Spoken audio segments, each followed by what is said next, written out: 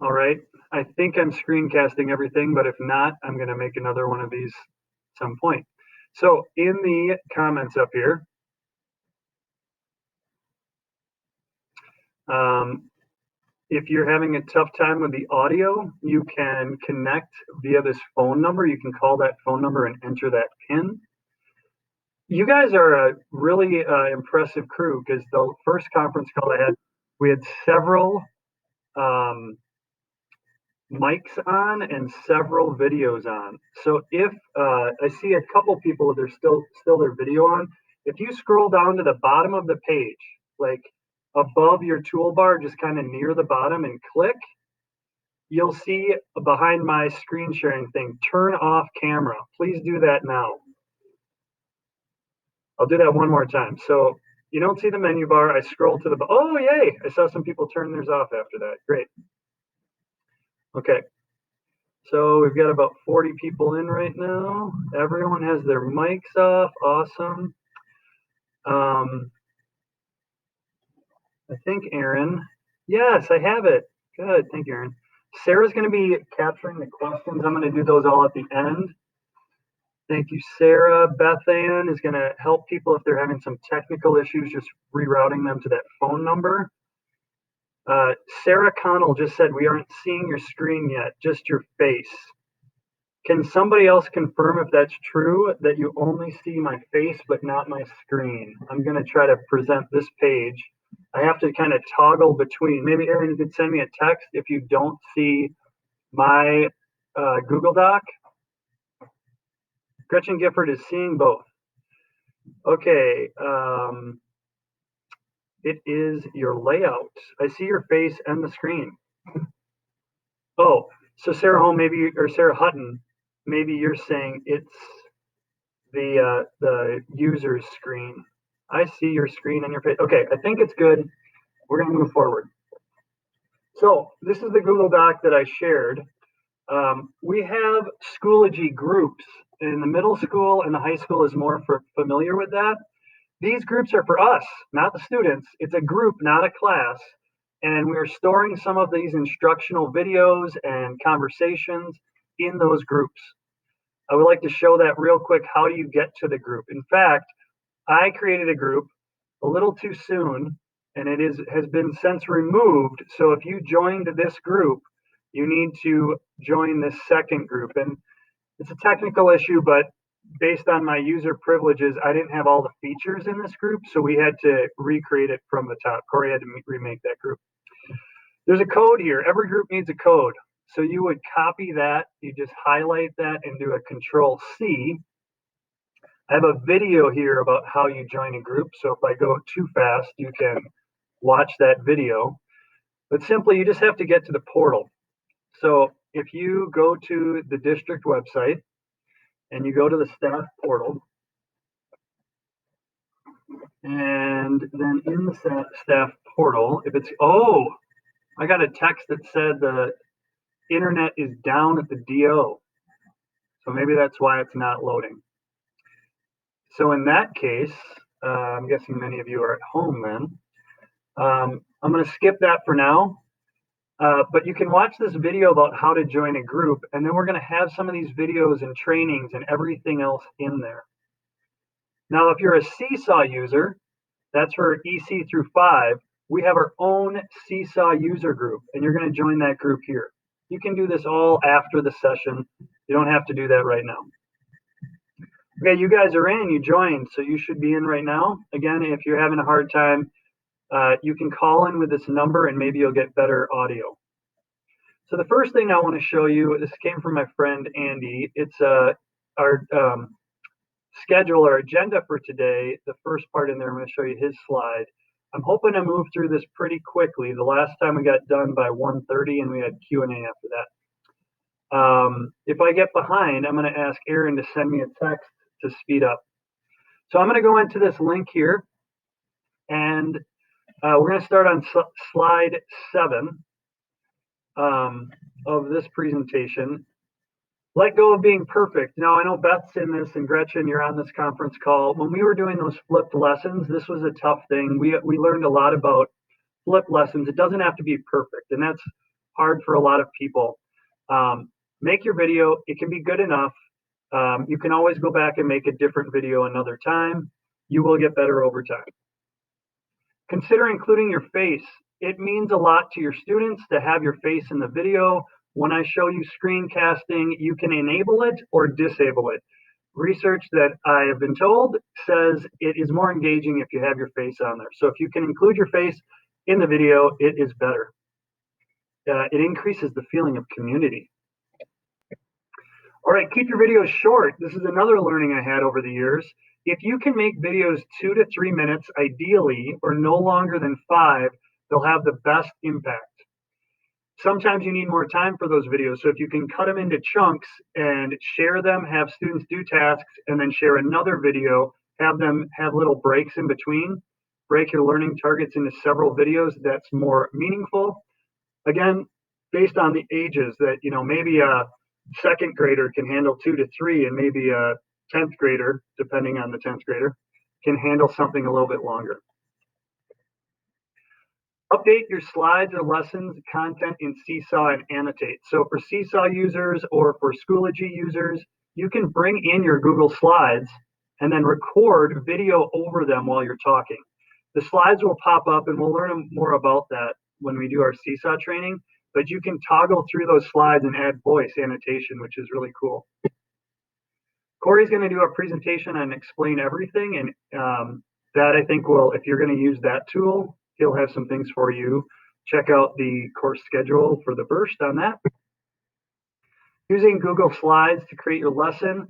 So many of you have PowerPoints, or you have something in Smart Notebook. You can pull those into Google Slides and then update those into your learning platform, either Seesaw or Schoology. Try to keep those limited, not too overwhelming to the students. And now we're going to go back to the agenda. That I shared that presentation with you. So if you want to reflect on that or talk to a colleague who missed it, I believe that is shared to anyone with the link. All right, so we're a little bit behind, but we're going to move on to Seesaw in early childhood through 5. If you're a middle school teacher or you're not interested in this, you could toggle off for a little bit while you can stay in the call, but just work on something else. I'm going to be talking until 1:15 and answering a few Seesaw questions until then.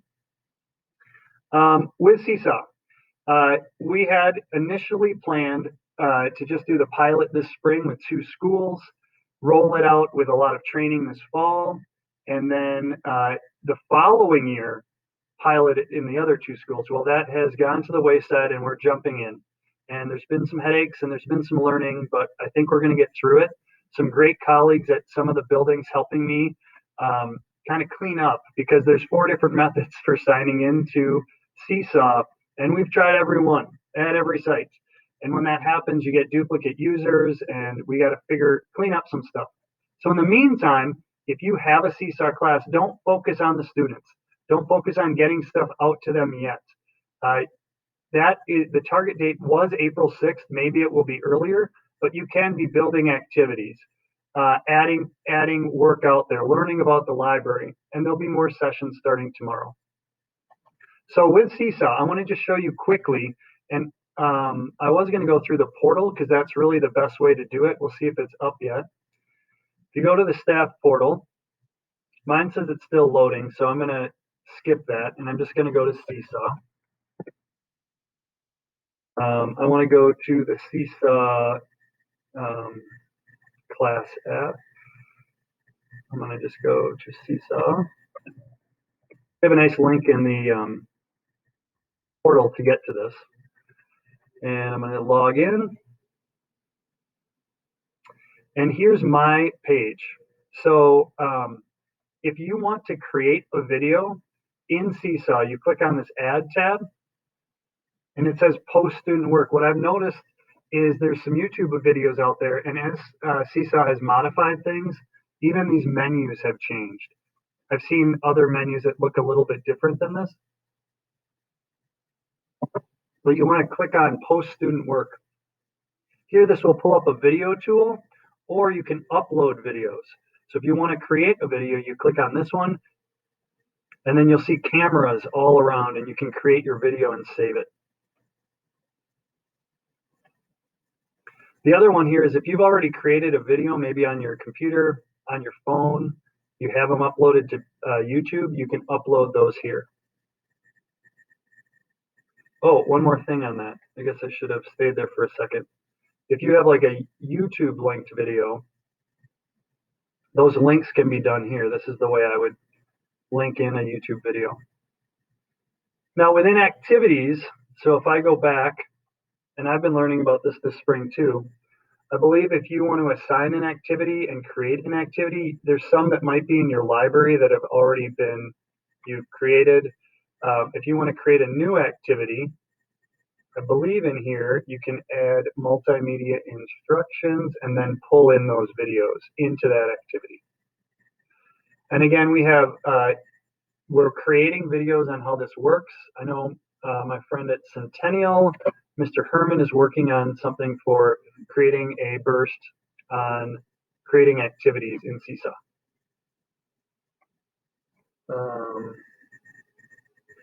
All right, so I'm going to close this and head back to our meet. I had here that we were going to talk about Seesaw to 1:15, so we got a couple minutes here for questions. I'm going to go to my comments, move my face.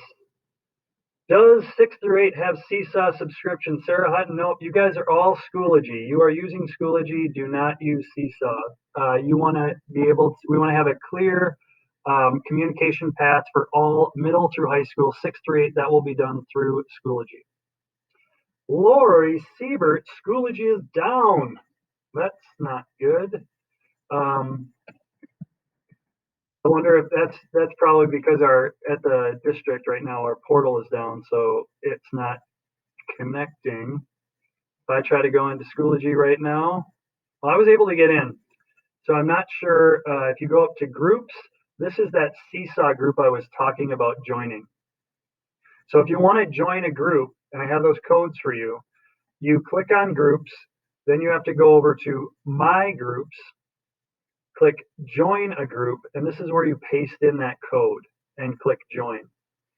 And then so the groups that I have and I was talking about, this is the digital learning group, and here's my Seesaw group. So from the session this morning, I can see here we have 47 members. People are putting in comments, responding to one another. If you go into the resource section, here we have resources for Seesaw, some admin tools, some visuals, some trainings for Seesaw. I also like quick links here. There's a couple of quick links that are helpful. Help center requests. So something's not working in your Seesaw, you can click that link and quickly get in to submit a help ticket to Seesaw. They're very responsive, I think. All right, it is 1:14.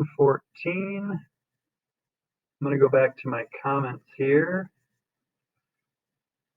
Yes, the district internet is out. What kind of information would you provide when you post student work? Would you use this for lessons or would you create an activity instead?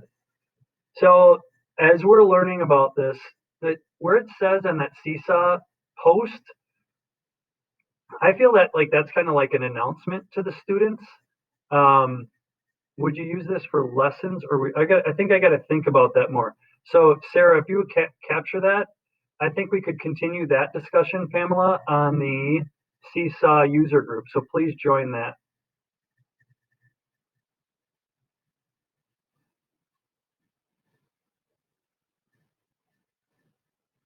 All right, I think we're going to move on.